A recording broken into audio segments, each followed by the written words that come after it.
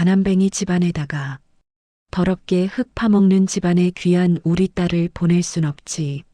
무슨 상견례까지. 예비 사돈 정수연이 내뱉은 말이었습니다. 읍내 중국집이 얼어붙었죠. 70평생을 살아온 노인에게 퍼붓는 독설이었습니다. 할머니는 고개를 숙인 채 무릎 위에서 주먹을 꽉 쥐었습니다.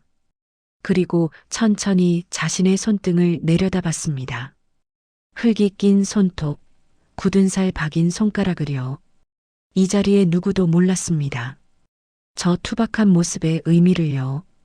이제 잠시 구독 버튼을 눌러주세요. 실버 인생 이야기 매일 전해드립니다.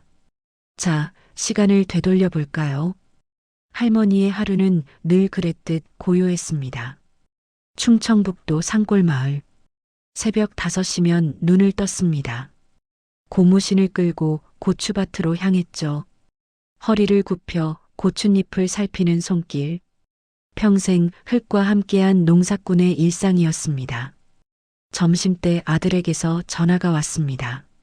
엄마, 저녁에 들를게요. 아들 재우는 읍내 소방서 소방관이었습니다. 월급이 빠듯했지만 틈만 나면 어머니를 찾는 효자였죠.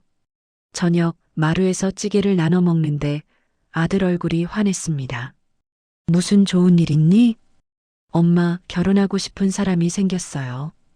할머니 눈이 커졌습니다. 어떤 아가씨야? 예린이요.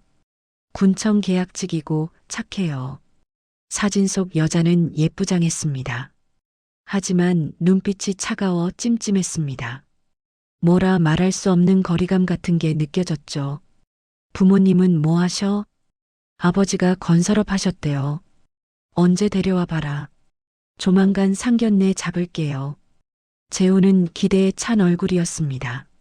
하지만 할머니 마음엔 불안이 자리 잡았습니다. 평생 흙을 만진 감각이 뭔가 이상하다고 속삭이고 있었거든요.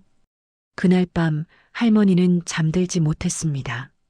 전화기를 내려놓고도 한참을 마루에 서 있었죠. 곧 닥칠 폭풍을 아직 눈치채지 못한 채 며칠 뒤 재훈이 예린을 데리고 왔습니다. 할머니는 새벽부터 막걸리와 파전을 준비했죠. 엄마, 저 왔어요. 현관에 선 예린은 굽 높은 구두에 향수 냄새가 진동했습니다. 마당을 둘러보더니 코를 막았죠. 오빠, 여기 무슨 냄새야? 고추밭이 가까워서 그래. 할머니는 웃으며 안으로 안내했습니다. 예린은 방 안을 훑더니 한숨을 쉬었습니다. 곰팡이 냄새 나는 것 같은데. 할머니가 차린 상도 손을 대지 않았습니다. 막걸리 안 마셔요. 파전도 기름져서요. 새벽부터 반죽을 치댄 정성이었습니다. 하지만 예린은 가방에서 편의점 샌드위치를 꺼냈죠. 그러더니 할머니를 흘끗 보며 말했습니다. 저는 원래 이런 데서 밥 안 먹어요. 이런데. 그 말이 가슴에 박혔습니다. 예린아, 한 입만. 기름진 건 안 먹어요. 할머니는 말없이 부엌으로 갔습니다. 찬물에 손을 씻으며 가슴이 먹먹해졌습니다. 저녁 무렵 예린은 일찍 가겠다고 했습니다. 재훈이 배웅하고 돌아왔죠. 엄마, 예린이가 예민해서요. 원래 착한 앤데. 할머니는 고개만 끄덕였습니다. 그날 밤 마당에서 하늘을 올려다봤습니다. 평생 이 땅에서 살았건만 처음으로 자신이 부끄럽게 느껴졌습니다. 얼마 후 상견례 날, 읍내 중국집. 할머니는 장롱 속 한복을 꺼내 입었습니다. 예린 부모는 먼저 와 있었습니다. 아버지 신동우는 금목걸이, 어머니 정수연은 명품 가방을 탁자에 올렸죠. 할머니를 훑어보며 코웃음을 쳤습니다. 한복이네. 요즘 누가 저런 거 입어요? 안녕하세요. 이복순입니다. 신동우는 고개도 까딱 안았습니다. 아들이 뭐해요? 집은요? 소방관입니다. 집은 없고 관사에서 지냅니다. 정수연이 한숨을 쉬었습니다. 집도 없이 결혼해요? 신동우 눈빛이 날카로워졌습니다. 어머님 땅이 넓다면서요? 팔면 전세는 나오잖아요.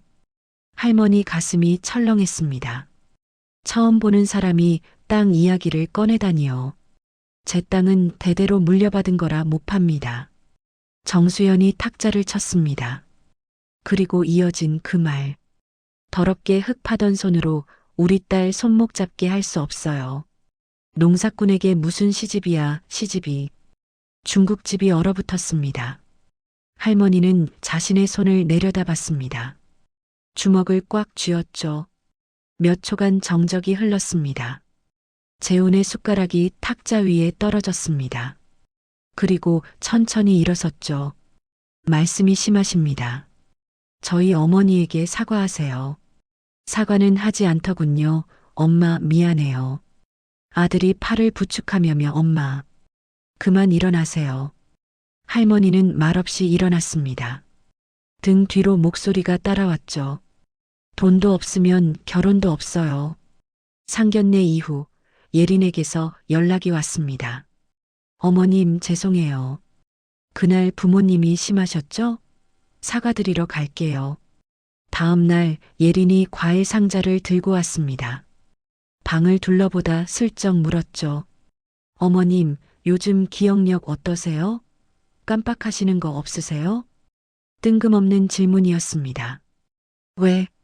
어르신들 혼자 사시면 건강 관리가 어려우시잖아요. 검사 받아보세요. 문제 있으시면 제가 곁에서 도와드릴게요. 도와준다. 그 말이 오히려 섬뜩했습니다.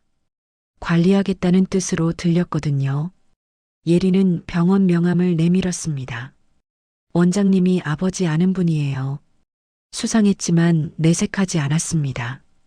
예린이 돌아간 뒤 할머니는 전화기를 들었습니다. 영씨가 나다. 할머니가 경영하는 회사 직원입니다. 아, 사장님. 무슨 일이세요? 사장님. 그 호칭에 할머니는 목소리를 낮췄습니다. 우리 땅 요즘 무슨 소문 없어? 사장님, 혁신도시 2단계 개발에 우리 마을이 포함됐습니다. 건설업계에서는 다 알아요. 건설업. 신동우가 건설업을 했다고 했죠. 땅값이 얼마나 돼? 400억은 넘습니다. 할머니 눈이 가늘어졌습니다. 그래서 땅을 노린 거구나. 모든 게 맞아떨어졌습니다. 놈들의 속셈이 보이기 시작했습니다. 며칠 뒤 예린이 재훈까지 데리고 왔습니다. 엄마, 예린이가 병원 예약해줬대요. 검진 받으러 가요. 할머니는 병원에 일부러 따라 나섰습니다. 그래, 가자. 읍내신경외과.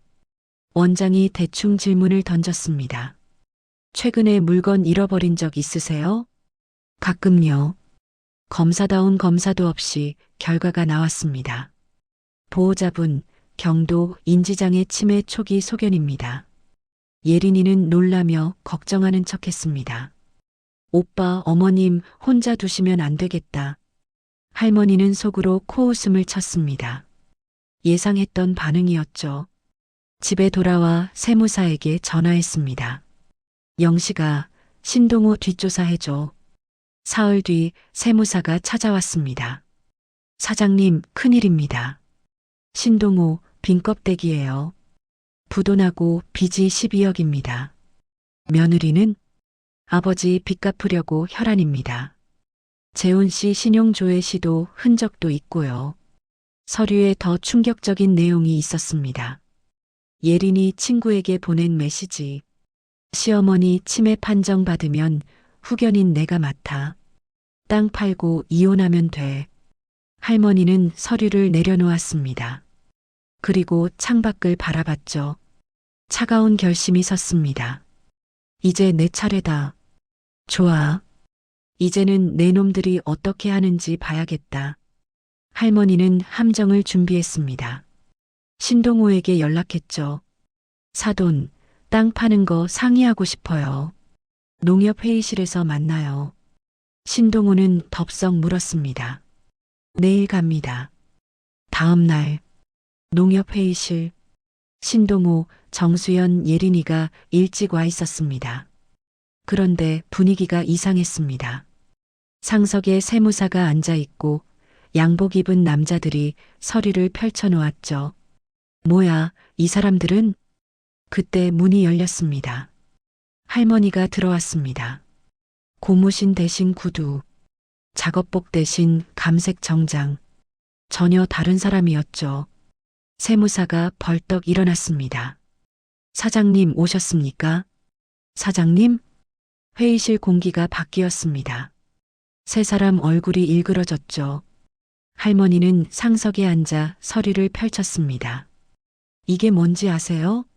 신동우 얼굴이 하얗게 질렸습니다. 토종 고추 품종 특허권입니다. 연 로열티 30억. 이건 농산물 플랫폼 주주명부. 제 지분 18%. 할머니는 마지막 서류를 꺼냈습니다. 마을 농지 등기부등본. 80%가 제 겁니다. 시가 400억.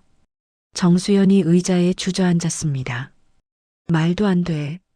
농사꾼이 무슨. 말도 안 돼. 믿지 않는 표정이었죠. 농사꾼이요? 할머니가 차갑게 웃었습니다. 더럽게 흙 파던 손이 뭘 쥐고 있는지 이제 좀 보이세요? 할머니가 다음 서류를 꺼냈습니다. 이건 뭔지 아세요? 신동우 채무 내역서였습니다. 빚 12억. 사채업자한테 쫓기죠? 그래서 내 땅이 필요했던 거고. 할머니는 또 다른 서류를 던졌습니다. 예린 씨 메시지예요. 치매 판정 받으면 후견인 내가 맡아. 땅 팔고 이혼하면 돼. 예린이 벌떡 일어났습니다. 장난으로 한 말이에요. 장난? 할머니가 손짓하자 문이 열렸습니다. 경찰이 들어왔죠. 사기미수 혐의로 동행해 주십시오. 신동우가 발악했습니다. 정수연은 바닥에 주저앉아 울부짖었죠. 예린이 구석의 재훈에게 달려갔습니다. 오빠, 나 좀 살려줘. 재훈은 예린을 밀어냈습니다. 이런 거였어. 저리 가. 더러운 사기꾼들. 경찰이 세 사람을 끌고 나갔습니다.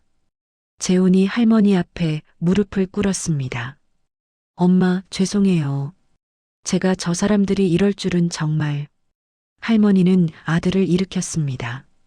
내 잘못 아니다. 사람 마음을 어떻게 알겠니? 엄마가 방금 전까지도 이렇게 대단한 분인 줄 몰랐어요. 대단한 거 없다. 엄마일 뿐이야. 1년이 흘렀습니다.